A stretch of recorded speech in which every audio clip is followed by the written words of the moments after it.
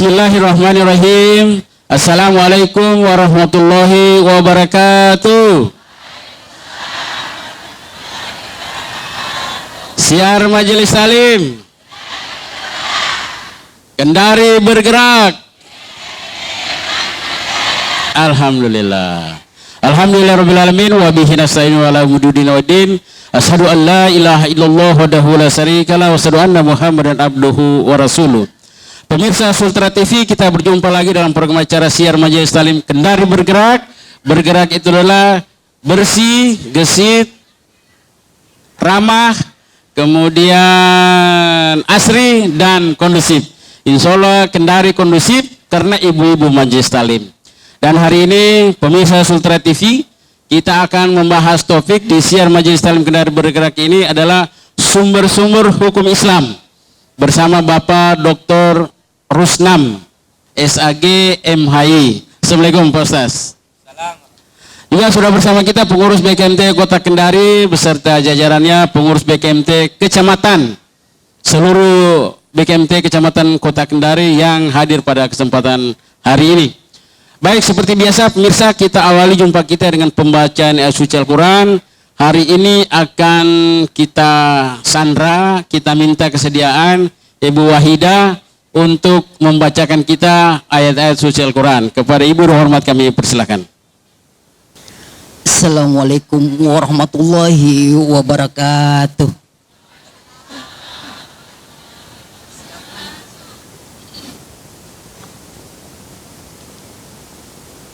A'udzu billahi minasy syaithanir rajim.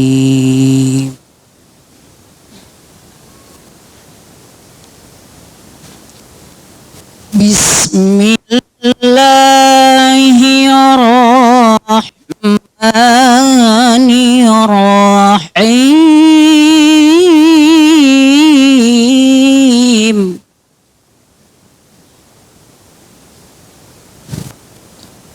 Ya ayyuhalladzina amanu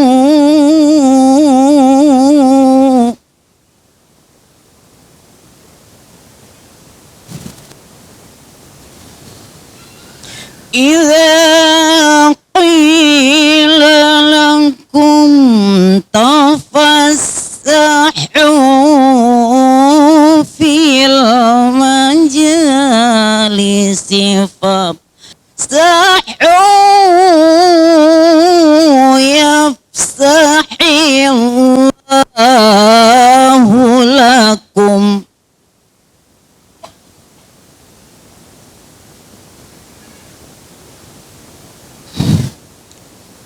Wa idza qila anshudhu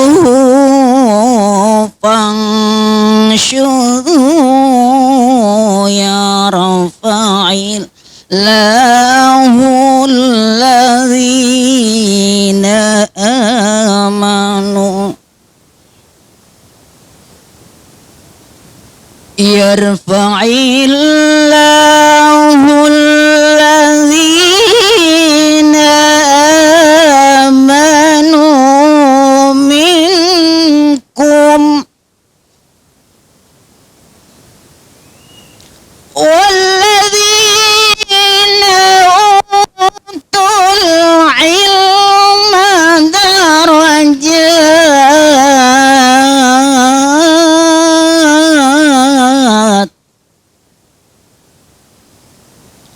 Wallahu bima ta'maluna khabir. Shadaqallahul azim.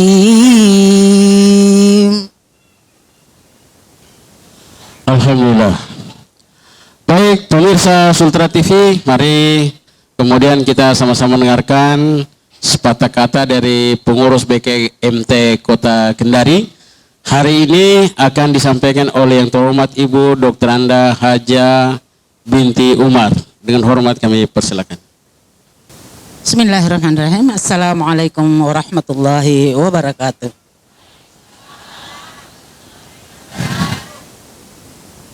Yang kita hormati bersama Bapak Ustadz kita yang senantiasa mendampingi Ibu BKMT.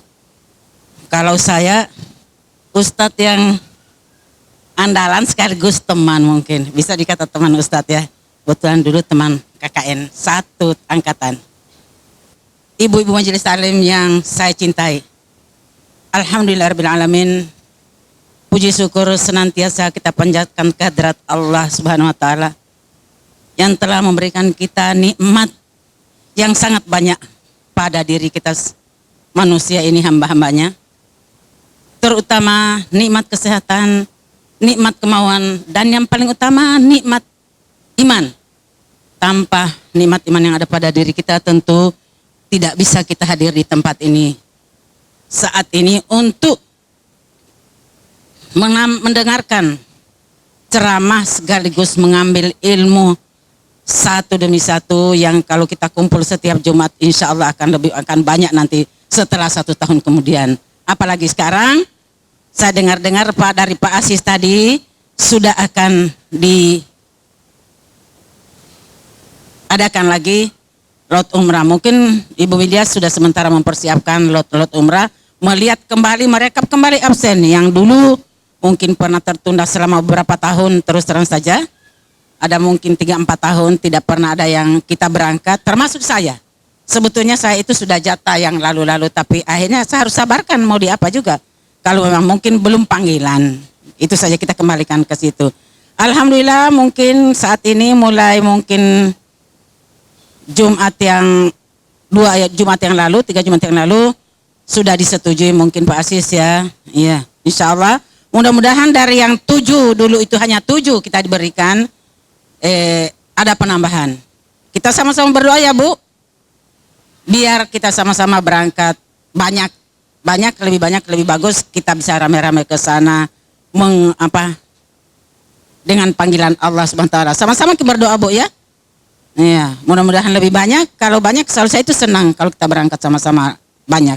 Semua ibu-ibu dari pengurus kecamatan saya kira sudah berangkat semua atau Bu? Sudah dapat jatah semua, termasuk pengurus-pengurus kota. Yang tersisa itu saya. Terlalu sabar. Yang harusnya yang lalu jatah saya.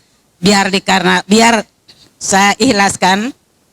Kebetulan Ibu Hadijah itu termasuk guru saya juga. Ya biar media duluan. Tapi akhirnya tertunda sampai berapa tahun. Untung kalau masih kita kuat, itu saya yang kita usahakan, mudah-mudahan kita diberi kesehatan, kekuatan. Karena namanya juga ibadah umrah adalah ibadah yang memerlukan fisik. Terus terang saja, bukan rame-ramenya ke sana, tapi fisiknya setelah di sana. Kalau kita mau betul-betul melaksanakan semua rangkaian termasuk sunat-sunatnya yang namanya umrah. Iya, barangkali hari ini sudah ada tema kita sama-sama mendengarkan. Mudah-mudahan ibu-ibu bisa menyimak dengan baik sehingga bisa banyak bertanya. Karena saya lihat bagus sekali temanya Ustadz. Alhamdulillah. Sumber-sumber hukum Islam. Di situ semua hukum Islam sudah ada nanti. Banyak menyimak ibu-ibu, supaya banyak bertanya. Demikian barangkali yang saya bisa sampaikan. Lebih kurangnya mohon maaf. Saya akhiri dengan ucapan wassalamualaikum warahmatullahi wabarakatuh.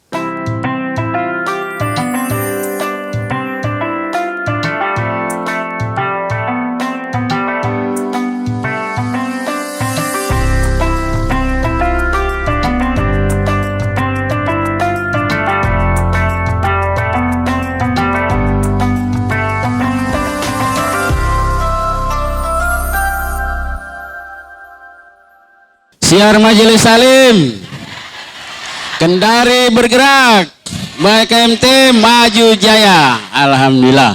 Baik ibu-ibu, mari kita sama-sama mendengarkan tentang sumber-sumber hukum Islam.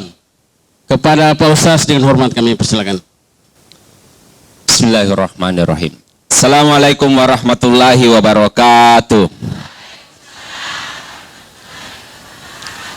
Alhamdulillah wa syukurillah la haula wa la quwata illa billahil aliyil azim. Pertama-tama kita bersyukur kehadirat Allah Subhanahu wa taala masih dalam kondisi sehat, masih sempat, dan kita masih semua diberikan keimanan. Keimanan itulah yang mendorong kita bisa hadir secara bersama-sama melewati rintangan, hambatan sehingga bisa hadir di tempat ini.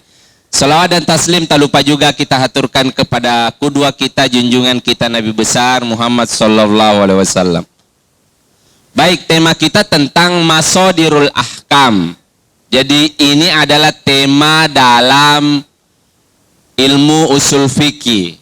Namanya itu Masadirul Ahkam atau sumber-sumber hukum Islam. Kenapa kita penting itu mempelajari ini? Karena pada dasarnya kita ini tidak ada kemudian waktu yang terlepas, melainkan kita itu diatur oleh hukum. Sebagai umat yang beragama, kita sebagai orang Islam itu lahir sudah dijemput dengan Islam. Ada akikah di sana. Besar kemudian diantar oleh syariat, hukum juga, nanti mati masih diatur juga dengan syariat. Jadi kita ini tidak ada lepasnya dengan kemudian hukum Islam, tidak ada lepasnya. Makanya penting kita memahami tentang Masadirul Ahkam.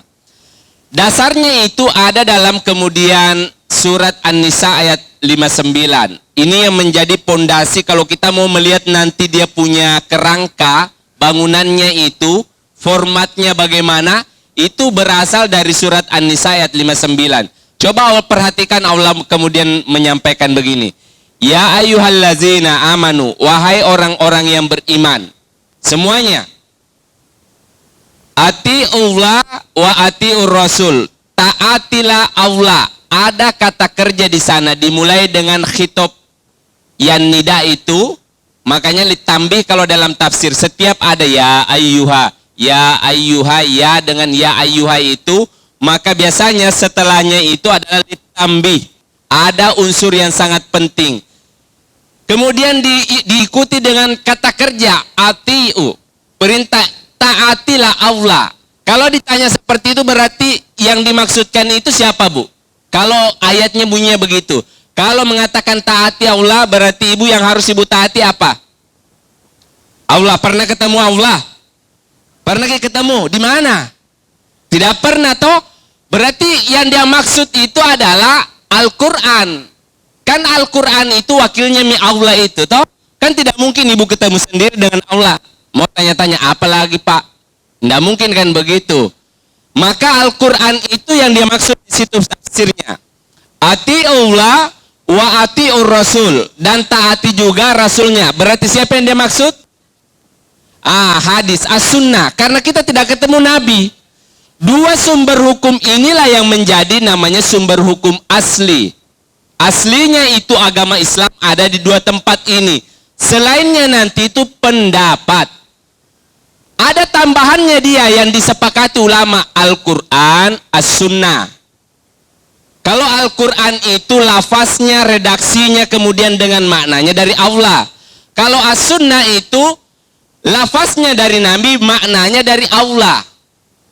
Ada tambahannya sumber hukum Islam itu yang disepakati namanya ijma. Ada kitabnya begini namanya kitab Al-Ijma. Sedikit itu yang disepakati oleh ulama. Itu kenapa kita itu beda-beda, banyak sekali perbedaan dalam Islam. Karena memang yang disepakati itu sedikit. Contoh yang disepakati, tidak boleh menikahi wanita itu dengan tantenya secara bersamaan, tidak boleh. Dua wanita bersaudara, padahal di Quran hanya disebutkan dua wanita yang bersaudara tidak boleh dinikahi. Tetapi nanti ada kitab ijma itu menyebutkan masuk juga itu tantenya, masuk juga neneknya. Tapi kan tidak mungkin itu. Masa aku mau nikahi cucunya dengan neneknya? Gila itu orang kalau ada yang begitu, itu tidak waras itu. Kalau tantenya dengan kemenakannya masih memungkinkan itu. Itu masuk dalam kitab Al-Ijma. Yang disepakati berikutnya itu namanya kias. Tidak ada kemudian dalilnya secara langsung di Quran, tetapi nanti diserupakan. Contoh, di Quran itu hanya menyebutkan innamal khamru wal maisiru, sesungguhnya khamar, minuman keras. Apa yang dimaksudkan minuman keras? Buka tafsirnya, di zamannya Nabi minuman keras itu anggur itu diperas. Pertanyaan sekarang, saya tanya ibu-ibu, anggur itu haram apa halal? Haram apa halal anggur? Buah anggur? Halal ya, kasihan Bu Suharni itu. Mana itu ada banyak beberapa itu sahabat kita yang jual buah, masa mau haram? Halal itu anggur. Kalau anggur diperas, ada ampasnya, ada airnya. Airnya halal apa haram? Hah? Halal, tetap halal. Kalau airnya anggur. Kalau ditambahkan kemudian Pak Boli, tahu Pak Bolinya? Ditambahkan unsur fermentasi, ya tahu? Biasanya itu ditambahkan itu kalau di zamannya Nabi itu ditambahkan namanya imfiha. Ditambahkan imfiha, dia naik itu, alkoholnya naik menjadi di atas 4%, itu baru haram. Itu yang disebut dengan khamar. Karena dia naik alkoholnya di atas 4%. Kalau diminum itu, ABG dengan nenek-nenek sama cantiknya dilihat. Iya, betul ini. Coba mitanya itu yang sering pelakunya itu.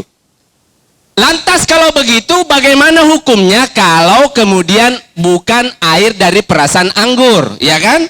Kan khamar itu perasan anggur. Bagaimana kalau kemudian dari aren?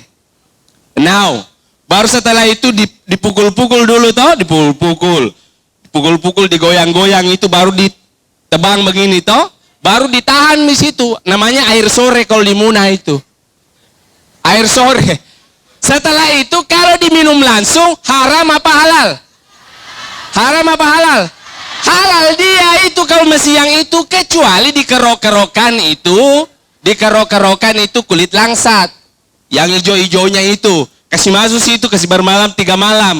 Atau getahnya bakau, dikerok-kerokan. Itu jadi haram karena dia naik kemudian alkoholnya jadi 4% ke atas. Ini saya kasih tahu bukan supaya dilakukan ya. Nanti kita ketemu di lapas itu kalau ibu pi jual begitu. Bikin gula saja. Kalau kemudian jenisnya itu enau atau kemudian itu kelapa, setelah itu ditambahkan fermentasi dia naik alkoholnya, maka dia menjadi haram. Kenapa haram? Kenapa? Kenapa? Di mana dalilnya di Quran? Adakah dalilnya di Quran bilang airnya enau haram? Ada? Tidak ada. Nanti dia dikiaskan itu baru muncul. Ini yang disebut dengan kias. Ilatnya itu khamar sama dengan ilatnya ini dengan enau. Pongasi, kameko. Atau yang kemudian dari barasi itu apa namanya? Pongasi, ballo, saguer. Terserah kau mau bilang apa.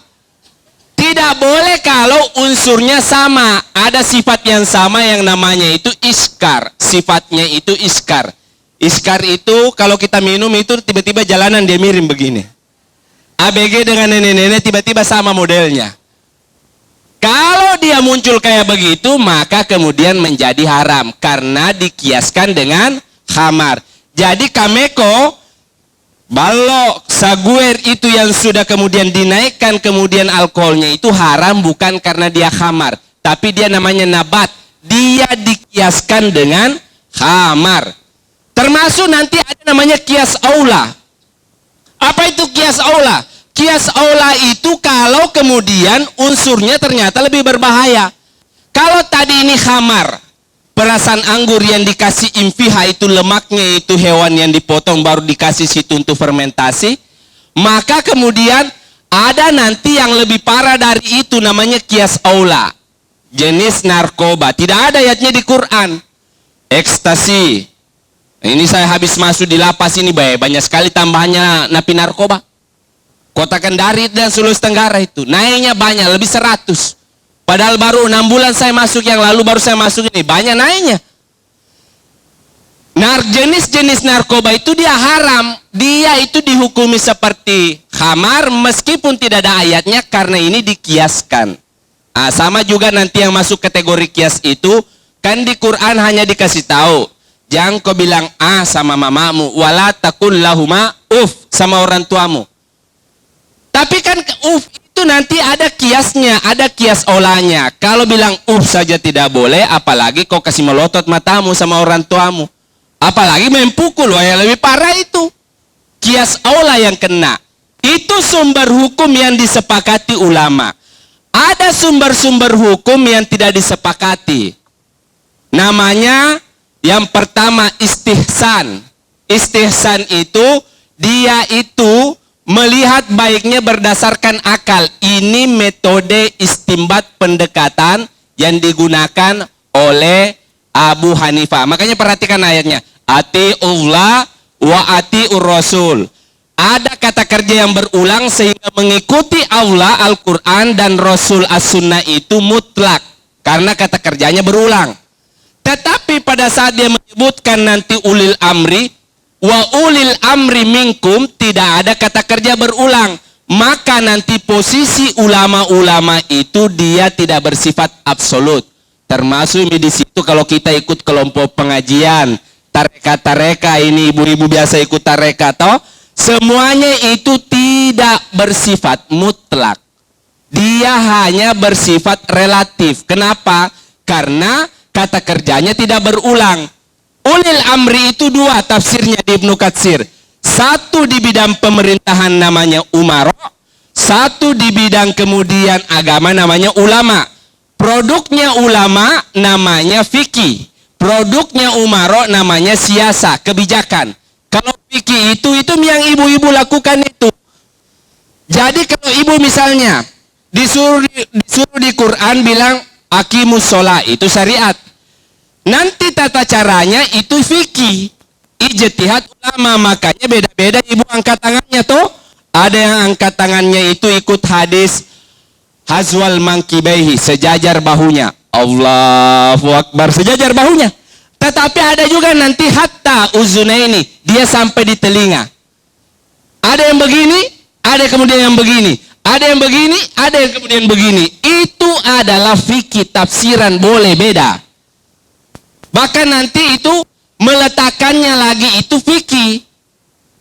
Nabi hanya menyebutkan fawada ayadal yumna ala yadal yusra, meletakkan tangan kanan di atas tangan kiri di atas dada.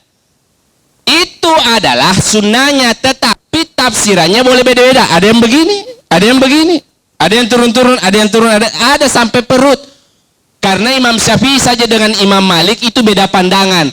Kalau Imam Syafi'i itu dada itu as-sadru itu yang ada tulangnya. Kalau Imam Syafi'i as-sadru itu yang ada lubangnya. Jadi perut masuk dia. Kenapa bisa beda? Fikihnya yang beda, syariatnya sama, hanya tafsirannya yang berbeda. Termasuk nanti kalau ibu-ibu itu banyak sekali bedanya dengan temanta itu, jangan langsung diklaim salah ini. Belum tentu. Bisa jadi itu fikihnya yang berbeda. Dan kalau fikih berbeda, tidak apa-apa dia. Boleh beda memang, karena tidak ada kata tadi ati'ullah wa ati'ur rasul. Ulil amri termasuk ulama itu hanya bersifat pilihan untuk diikuti. Kan banyak ulama, terserah mau ikuti yang mana. Mereka metodologinya ulama itu banyak. Kalau Imam Abu Hanifah istihsan, yang dia lihat itu baiknya menurut akalnya.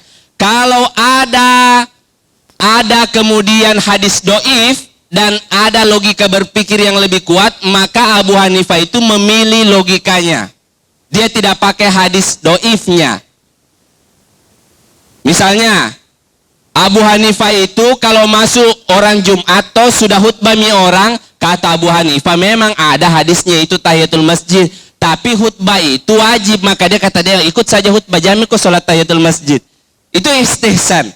Imam Syafi'i ada namanya metodenya itu istihsan, istihsab. Istihsab itu berbeda. Imam Syafi'i kalau pergi misalnya kita lagi musafir, tiba-tiba kita singgah di masjidnya orang. Kalau di kampung itu kan biasa setengah mati kita cari timbanya itu sumur. Toh, mau berwudu, tidak ada timbanya. Mana timbanya ini? Jadi nanti meskipun ada air, boleh diganti dengan tayamum. Dengan catatan, air tidak ada atau ada air tetapi tidak ada alat untuk mengambil air. Timba tidak ada. Akhirnya bertayamum. Pas masuk di masjid, pas takbir, air ada di depan ternyata. Ternyata baknya di dalam sudah diisi. Bagaimana hukumnya? Berhenti atau tidak? Sholatnya lanjut tidak? Lanjut tidak? Beda-beda toh. Kalau Imam Syafi'i lanjut, itu disebut dengan istishab. Ikuti hukum yang pertama, meskipun sudah ada pembatalnya. Kan tayamum itu penggantinya wudhu.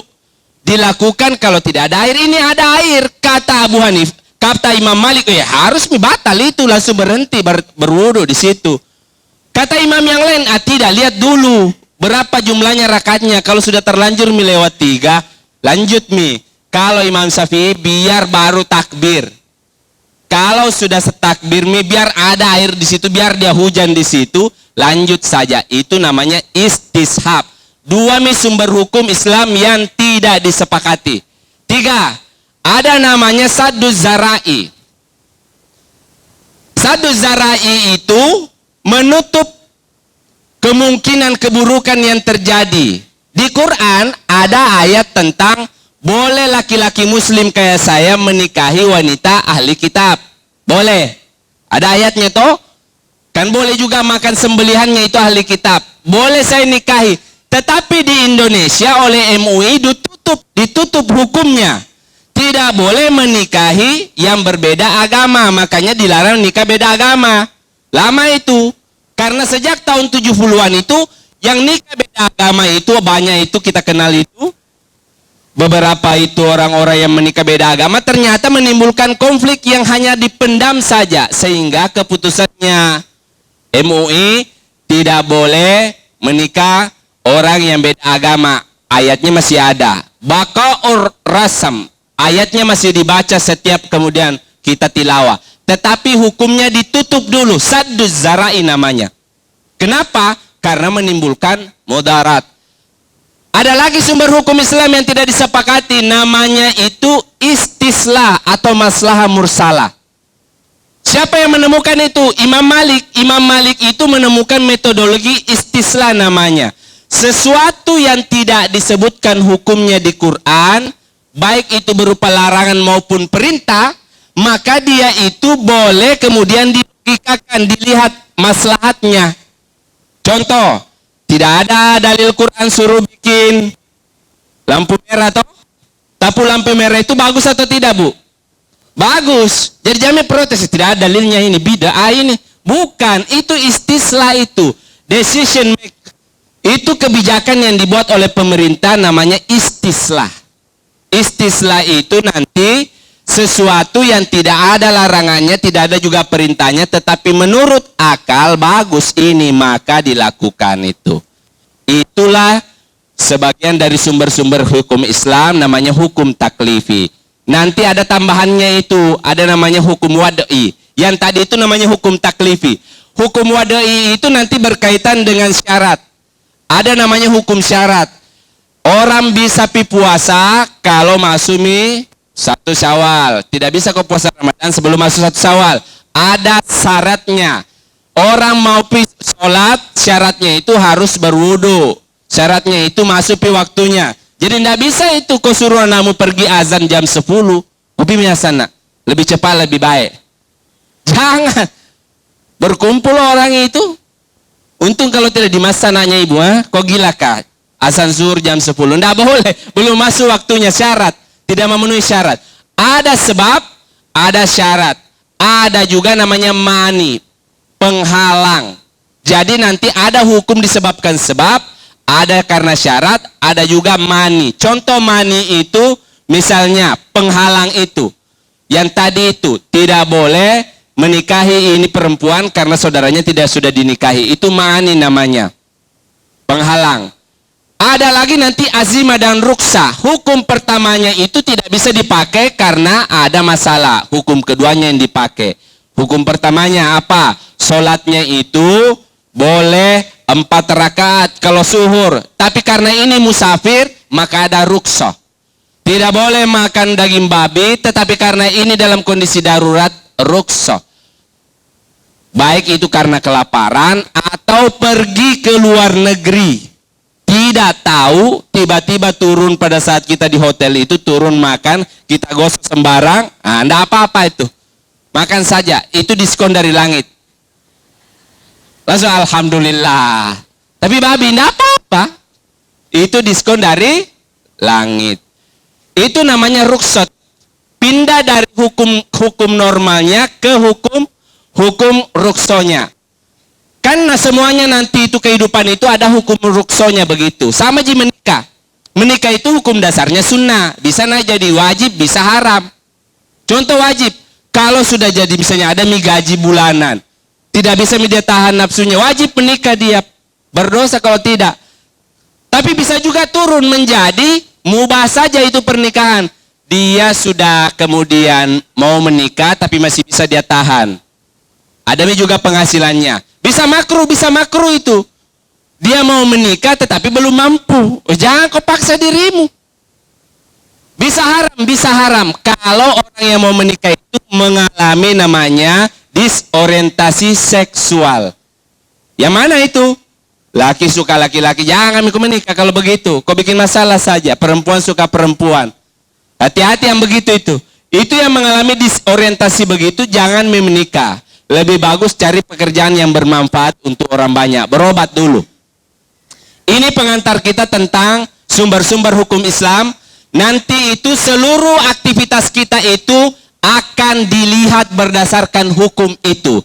Kalau tidak mau kena hukum, cuma 3 peluangnya ibu tidak kena hukum. 1, orang tidak kena hukum as-sobi, anak kecil. Jadi kalau tidak mau kena hukum, anak kecil terus. Yang kedua, kau gila, al-majnun. Kalau kau tidak mau kena hukum, gila saja. Yang ketiga, tidur terus. Tidak akan kena hukum itu.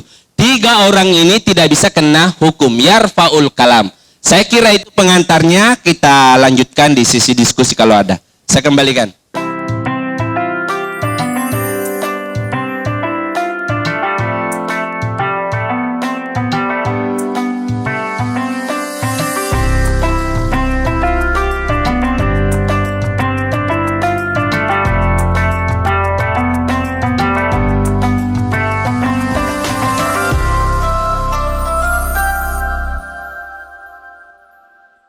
Siar Majelis Salim. Kendari bergerak. Baik, terima kasih juga telah hadir Ibu Ketua BKMT Provinsi Sulawesi Tenggara, Ibu Dr. Anda Haja Masura Ila Ledamai. Selamat datang Bu. Dan baik, ibu-ibu saya persilakan yang mau bertanya karena waktu hanya 3 orang. 1, 2, 3. Cukup ya? 1 biru, 2 pink, 3 hitam. Tolong mic-nya nak. Mic. Yang hijau dulu. Ya. Biru. Ya. Hijau ya. Hijau maron. Hijau kosta. Merah maron, hijau kosta. Sini Bu. Tua merah mang. Silakan Bu. Babe disebut namanya Bu ya. Namanya dan BKMT-nya, silakan. Bismillahirrahmanirrahim. Assalamualaikum warahmatullahi wabarakatuh. Nama saya Hakimul Haramias dari perwakilan BKMT Kecamatan Kendari. Pertanyaan saya Pak Ustaz, dalam hukum Islam itu tadi sudah disebutkan bahwa pernikahan antara tante dan seperti kemenakan itu mungkin tidak diperbolehkan Pak Ustaz. Kalau misalnya sepupu 1 kali, apa boleh menikah? Yang kedua Pak Ustaz. Jangan, satu saja Bu. Kita Terima kasih. Suami itu sepupu tak Bu? Assalamualaikum warahmatullahi wabarakatuh. Tidak Pak Ustaz, ada memang yang sepupu, ada tapi yang sepupu. ada yang menikah seperti itu. Jadi harus saya pertanyakan Pak Ustaz, haram atau tidak? Kalau saya sepupu beda kelas. Baik, yang kedua Ibu, silakan. Mic-nya, tapi nak. Yang pink. Iya. Iya.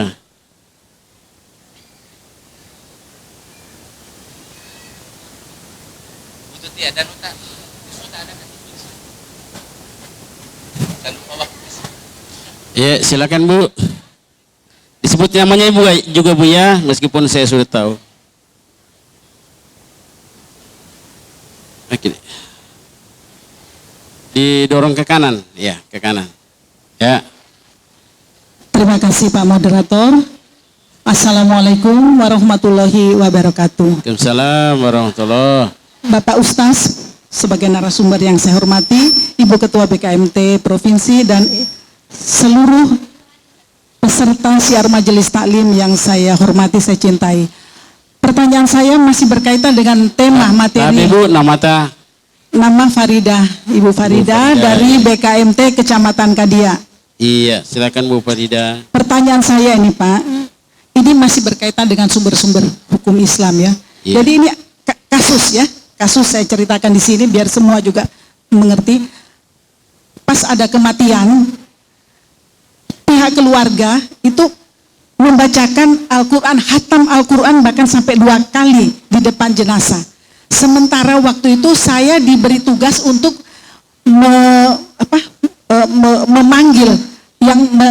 memanggil untuk penyelenggaraan jenazah. Kami panggil dari, mohon maaf, dari ICM. Jadi ini sudah bertentangan dengan pihak keluarga. Menurut mereka tidak boleh dibacakan Al-Quran di depan jenazah. Berdosa. Sementara pihak keluarga masih bertahan untuk membacakan, untuk menghatamkan Al-Quran.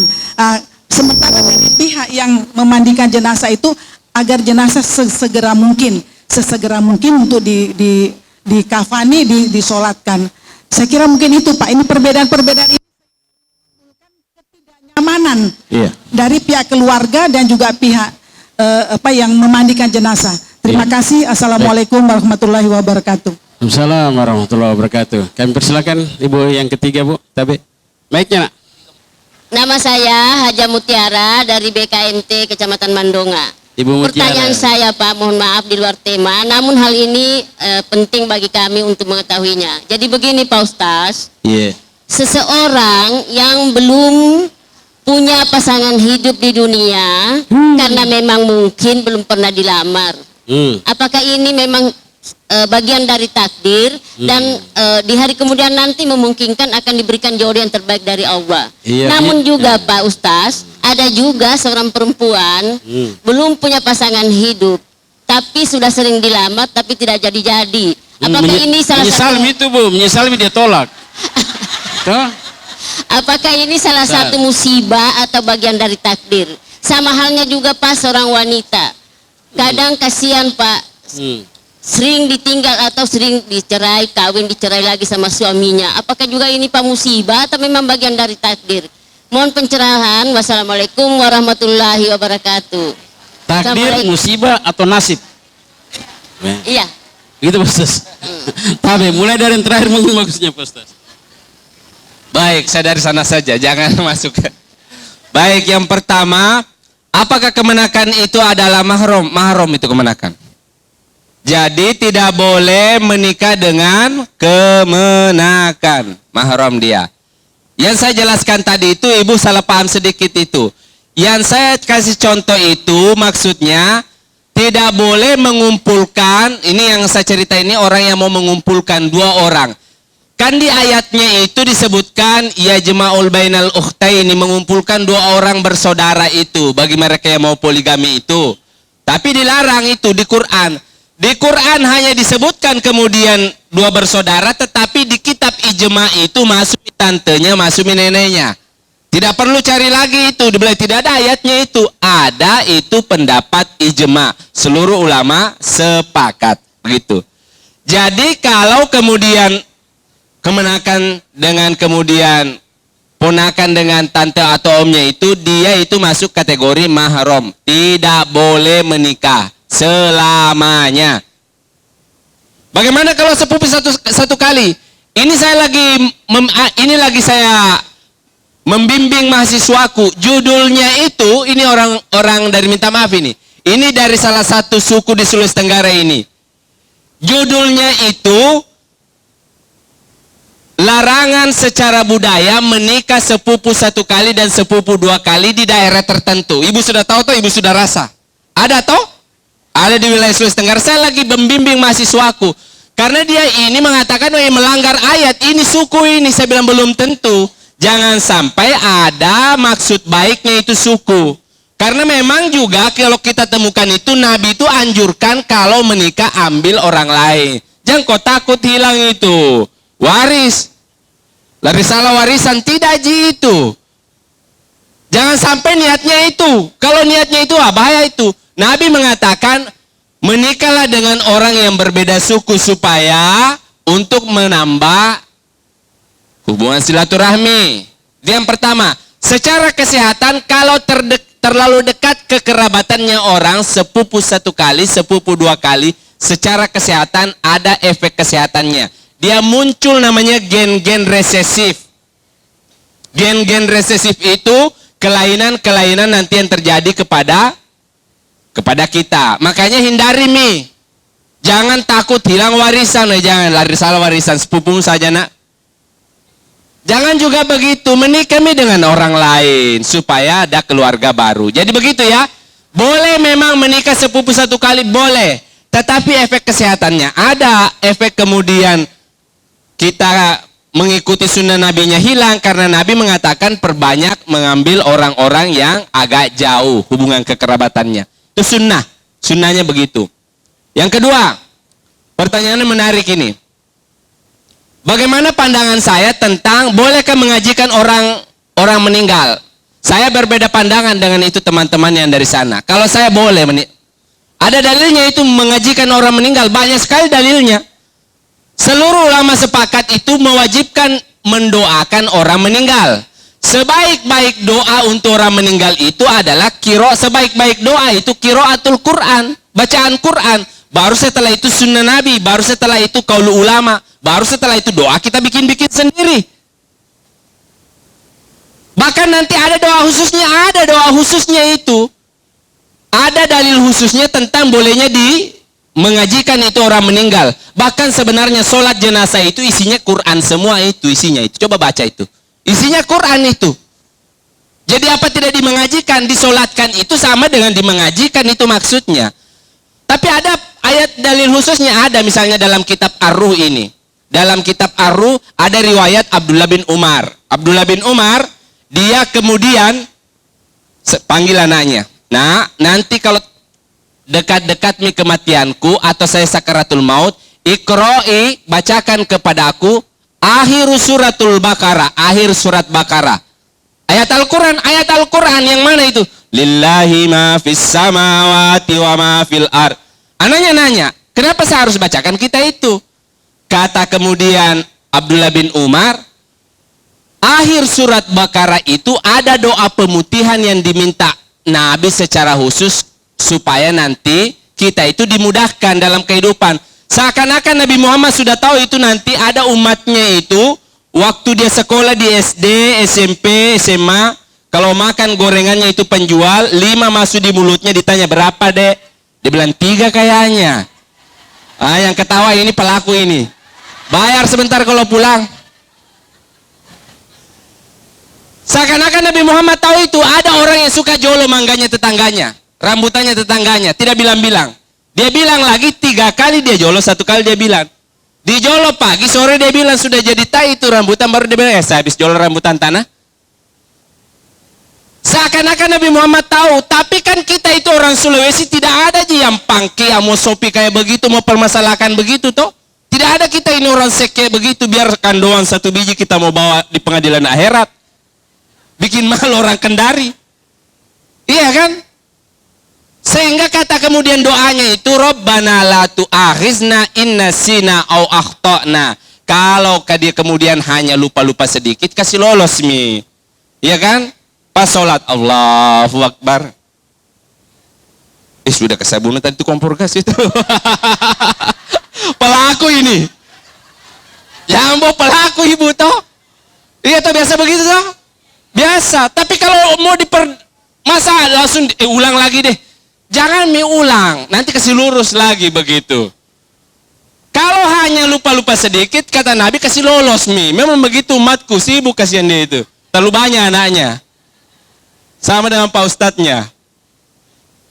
Iya kan?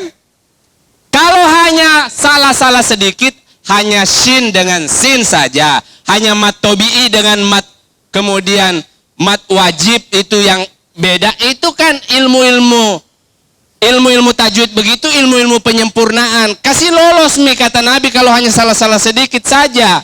Karena kalau mau standarnya itu pakai musabakah mau standarnya, banyak yang tidak masuk surga. Saya uji itu imam-imam, pernah itu di Ayen kita uji itu imam-imam, banyak yang tidak lolos. Imamnya ini, bagaimana masyarakatnya? Kalau itu standarnya masuk surga, banyak yang tidak masuk surga. Sehingga kalau hanya salah-salah, kasih lolos mi. Hanya beda sin, itu pengaruh gigi itu. Pengaruh gigi. Iya kan, pengaruh gigi itu. Kalau habis gigi bagaimana ceritanya? Disuruh, kalau zal itu ujungnya lidah. Zal. Tidak bisa dia. Saya ini biasa mendidik orang mengaji. Ada orang saya ngajar mengaji itu 3 tahun. Fa itu tidak bisa dia sebut fa. Tidak bisa. Sampai dia mau mati itu tetap tidak bisa. Iya banyak itu. Tanya mi pasis itu banyak saya kasih mengaji itu. Sampai dia mati tidak bisa. Saya mau paksakan lidahnya, tidak bisa. Bagaimana kalau itu dijadikan standar tidak masuk surga, kasihan sekali. Sehingga ada doa pemutihan itu. Karena ada dalil seperti itu, maka kata ulama berikutnya, sekalian kalau orang meninggal itu jangan hanya akhir surat Baqarah. Sekalian kita tamat Quran. Iya tak? Bagaimana kalau tidak bisa tamat Quran? Terlalu sibuk keluarganya. Apalagi ini di kota Kendari, ini suasana politik mulai panas. Ikut menjadi tim sukses. Semua pil-pil dia mau ikuti. Pilpres dia ikuti. Pilgub dia ikuti. Pilkada dia ikuti. Pilkades dia ikuti. Semua pil diikuti sampai dia lupa minum pilnya. Tambah lagi itu anaknya kayak Pak Ustadz. Itu posyandu capek melihat istri saya. Dia bilang, ibu lagi. Dia kasih, setiap istri saya datang, dia bilang, ibu lagi. Mau dia apa? Makanya jangan lupa minum pilnya, Bu ya. Bagaimana kalau tidak bisa? Kasih tamat Quran. Kalau tidak bisa, bacakan Iqra'u qalbul Quran. Hatinya Al-Quran dibacakan. Yang mana itu? Surat Yasin. Ada perintah khususnya itu, buka di tafsir Ibnu Katsir muqaddimahnya surat Baqarah. Jangan buka di Yasin. Kau tidak dapat itu. Begini bunyinya itu di kitab gundulnya. Fadilatu suratul Baqarah wa Yasin. Keutamaan membaca surat Al-Quran dan Yasin. Dia tarik ke situ. Iqra'i ala mautikum o qablal mautikum. Bacakan kepada orang yang mati dan orang yang setengah mati. Tahu maksudnya? Itu yang suka kasih pindah-pindah hujan, kasih pindah situ. Ini linggis dilipat. Oh, jangan kau bawa mah itu, jangan kau bawa masuk di alam barza. Kau dilipat-lipat mungkar nakir dibawa. Buka dulu itu ilmumu. Sehingga biasanya kalau dia mau buka ilmunya setengah mati, dia mati. Ada temanku itu 3 kali saya talkin baru dia jalan betul. Menangis istrinya, kopi dulu talkin ini sahabatmu. Sampai talkin tidak jadi mati. Masih panjang sampai 2 minggu. Ditalkin lagi tidak jadi lagi sampai 2 tahun dia. 2 tahun itu 3 kali saya talkin itu. Sudah ditalkin itu. Bahkan saya pernah mentalkin itu dengan pasis itu. Kita pikul. Ditalkin itu sampai dibawa ke rumah sakit Batara Mas itu. Panjang umur tuh orang itu. Coba itu. Jadi kemudian jangan bawa ilmu-ilmu begitu.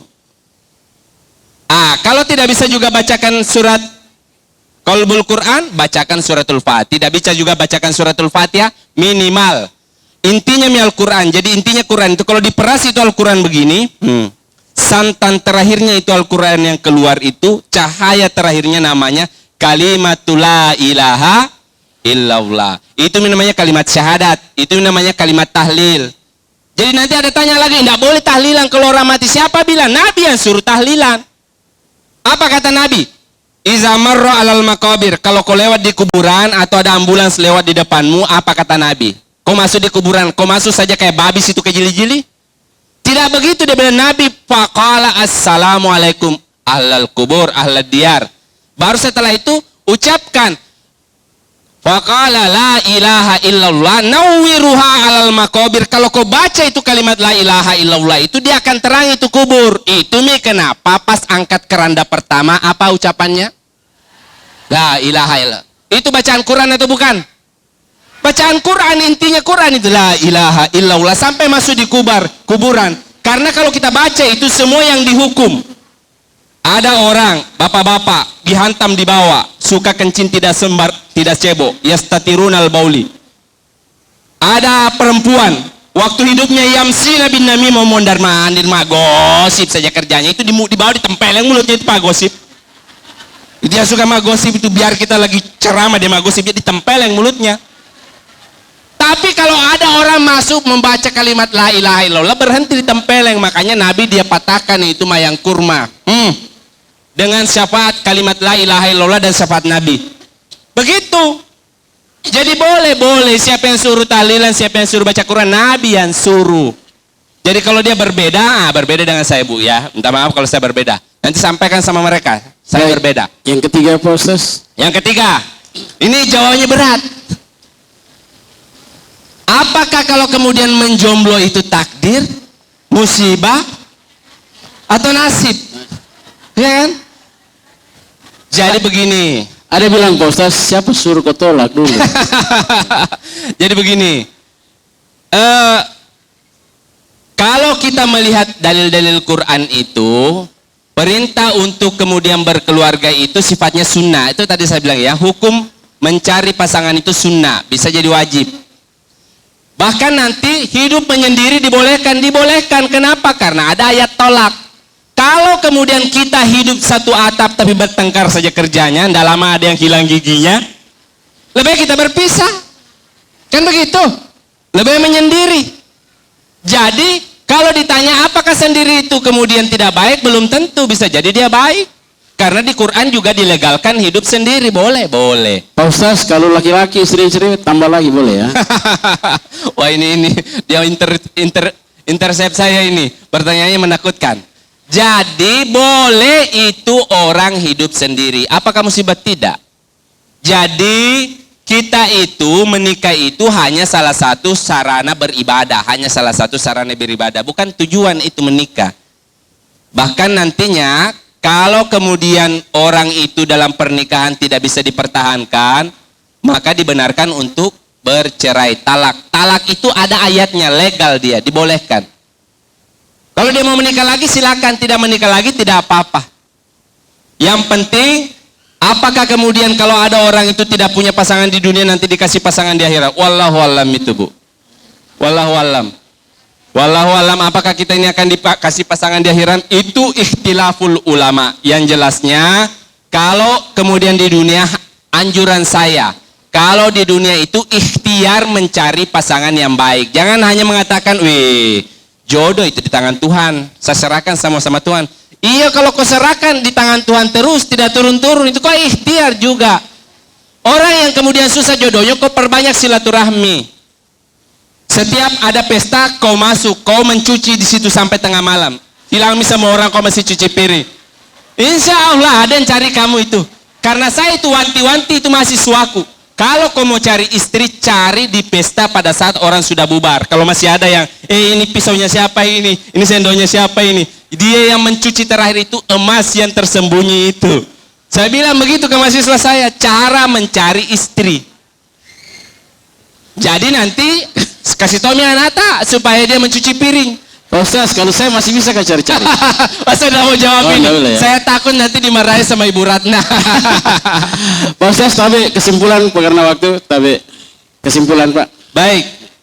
Jadi sumber-sumber hukum Islam itu kelihatannya awalnya hanya Al-Quran dan Sunnah, tetapi nanti berkembang bahwa ada sumber hukum Islam yang tidak disepakati. Istislah, istihsan, istishab, saduz zara'i, fatwa sahabat, kemudian urf Madinah, semua itu nantinya ada perbedaan pandangan di sana. Di sanalah kita nanti mengambil fikih kita yang berbeda-beda itu. Sehingga ketika berbeda, harapan saya kita bisa hidup untuk saling menghormati. Perbedaan itu dari Allah, perpecahan itu dari pribadi kita yang tidak dewasa menyikapi perbedaan. Sekian dan terima kasih. Mari kita kemudian mendoakan keluarga kita, saudara kita yang sekarang lagi sakit ini. Ada tadi yang disampaikan itu, mudah-mudahan yang sakit diangkat penyakitnya, dijadikan penggugur dosa. Hajat dan harapan ibu-ibu ketika berangkat ke sini, seluruh suami kita dimudahkan dalam pekerjaannya. Lebih dan kurangnya mohon dimaafkan. Assalamualaikum warahmatullahi wabarakatuh. Assalamualaikum warahmatullahi wabarakatuh. Siar Majelis Salim. Kendari bergerak. Alhamdulillah, ibu-ibu, sebelum kami tutup acaranya, kami sampaikan bahwa insya Allah Gema Islami kerjasama dengan RRI hari Jumat di Masjid Pink, Kecamatan Baruga, ya. Gema Islami kalau dulu Suara di Buluk Suro, kerjasama dengan RRI. Baik, alhamdulillah ibu-ibu, hari ini kita sudah dapat ilmunya dengan siar Majelis Salim, kita dapat silaturahimnya, ada para malaikat di tengah-tengah kita bermajelis, dan alhamdulillah kita dapat juga manfaat silaturahim. Baik, pemirsa, sampai di sini jumpa kita dalam program acara siar Majelis Salim Kendari Bergerak dari Gedung Datrako Kendari. Kami ucapkan terima kasih sebanyak-banyaknya kepada Ibu Salma Dahri yang telah menyiapkan lokasi syuting siar Majelis Salim Kendari Bergerak, dan juga terima kasih kepada Ibu Pengurus BKMT Provinsi Sulawesi Tenggara, BKMT Kota Kendari, BKMT Kecamatan Se-Kota Kendari. Billahi taufiq wal hidayah. Assalamualaikum warahmatullahi wabarakatuh.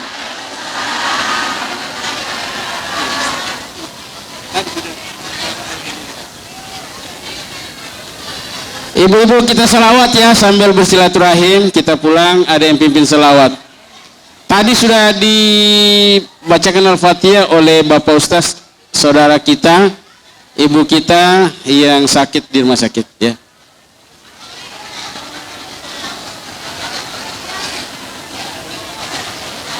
Salawat.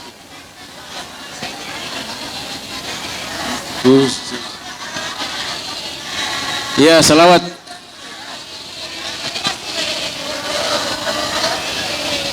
Wadawaiha wa afiyati abadani wa sifaiha wa nuril abaswari wa diyaiha wa ala alihi wa sahbihi wa sallim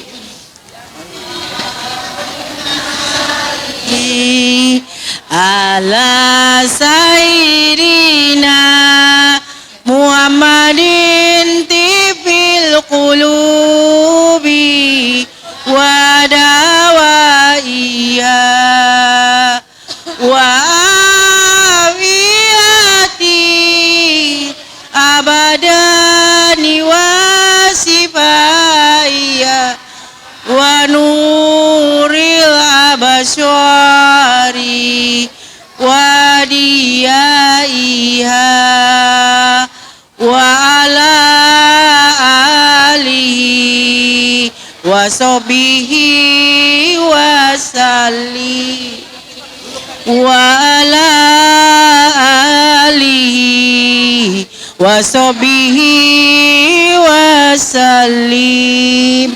Assalamualaikum warahmatullahi taala wabarakatuh.